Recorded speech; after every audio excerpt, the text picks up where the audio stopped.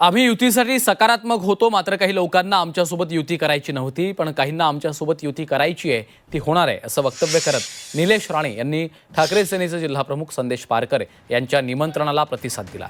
तर 3 तारखेला फटाके आणि गुलाल आमचाच असेल, असं म्हणत निलेश राणे यांनी भाजपला आव्हान दिलं.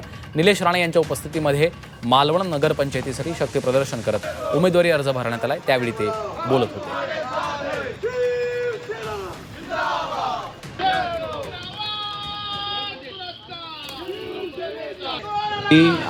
आम्ही युतीसाठी प्रयत्न केले. तुम्हाला परत सांगतो, सर्वात पुढे शिवसेना होती युती व्हावी म्हणून.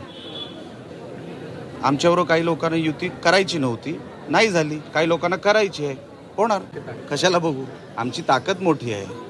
आणि जे आमच्या ह्या फॉर्म्युल्यावर चर्चा करतायत, आमच्या अस्तित्वाची चर्चा करतायत, त्यांनी आमचे फटाके आणि आमचा गुलाल बघण्यासाठी त्यांनी तयारी करावी 3 तारखेला.